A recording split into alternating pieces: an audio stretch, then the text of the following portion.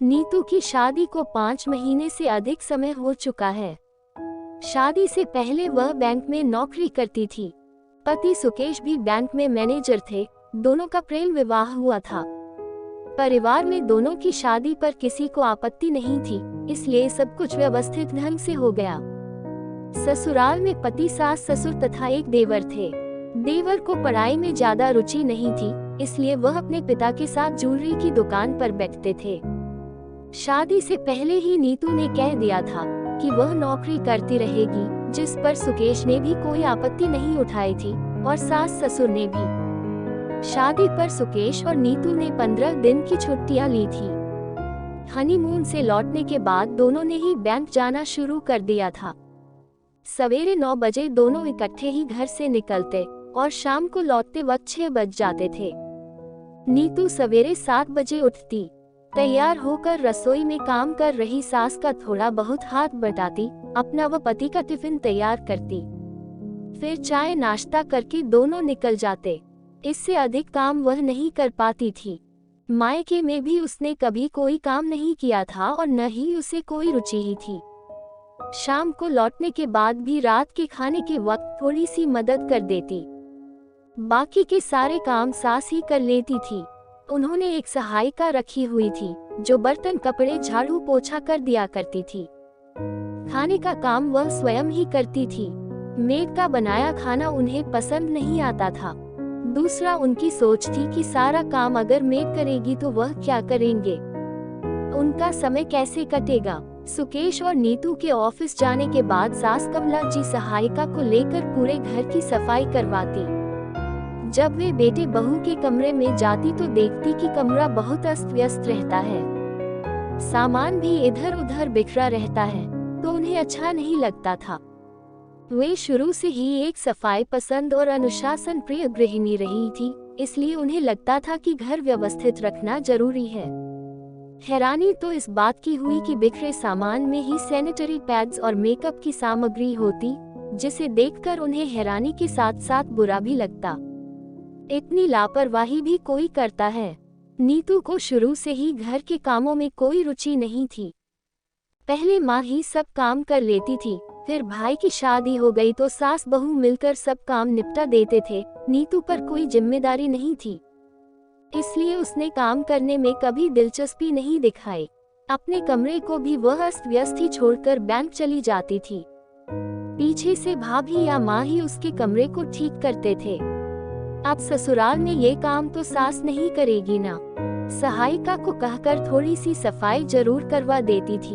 अगले दिन देखती तो कमरे की फिर से वही हालत होती। धीरे धीरे उन्हें कुछ बुरा लगने लगा। इतनी शिक्षित और परिपक्व होने के बाद अपने कमरे को साफ व्यवस्थित रखना तो बहू का काम है। क्या बिखराव, अस्त व्यस्त कमरा देखकर उसे कुछ उलझन नहीं होती। छुट्टी के दिन वह देखती कि बहू आराम से सोकर उठती, फिर चाय नाश्ते के बाद मोबाइल पर लंबे समय तक बातें करती रहती। खाना बनाने के वक्त सास को कुछ मदद कर देती, लेकिन अपने कमरे की सफाई पर उसका विशेष ध्यान नहीं होता था। कमला जी सोचती बहू को कैसे समझाया जाए कि अपने बेडरूम को व्यवस्थित साफ रखना चाहिए। एक दिन सवेरे बेटे के कमरे के पास से गुजरते हुए कमला जी ठहर गई। अंदर से कुछ जोर से बोलने की आवाज आ रही थी। सुकेश नीतू से कह रहा था, मेरी टाई नहीं मिल रही है, तुम हर चीज ठिकाने क्यों नहीं रखती? कहीं भी कुछ सामान रख देती हो और फिर वक्त पर नहीं मिलता। थोड़ा व्यवस्थित क्यों नहीं रखती? मुझसे जितना होता है उतना तो कर ही रही हूँ। आप भी तो अपने सामान को सही जगह पर रख सकते हो, कहीं भी इधर उधर रख देते हो, फिर मुझ पर दोष लगा रहे हो। मुझ अकेली का दोष थोड़े ही है। अभी दूसरी टाई बांध लो, कल आराम से ढूंढ दूंगी। नाश्ता करके और टिफिन लेकर दोनों ऑफिस चले गए। कमला जी सोच रही थी, सुकेश को भी शुरू से ही व्यवस्थित रहने की आदत है। उसे भी बिखरा हुआ घर अच्छा नहीं लगता, लेकिन पत्नी को शायद कुछ बुरा ना लग जाए इसलिए चुप रहता है। इसलिए वह भी लापरवाह होती जा रही है। मुश्किल से एक हफ्ता भर ही बीता था कि कमला जी को फिर बेटे बहू के जोर से बोलने की आवाज आई।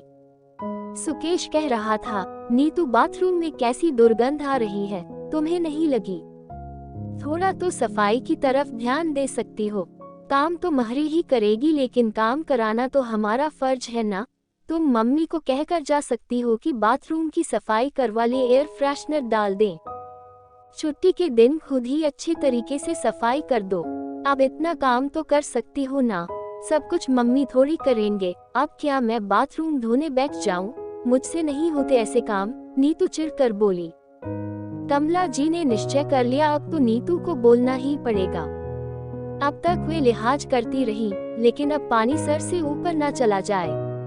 रात को जब वे खाना बना रही थी और नीतू मदद के लिए उनके पास आई, तो उन्होंने बड़े प्यार से उसे समझाते हुए कहा, बहू एक बात कहना चाहती हूँ, बुरा मत मानना।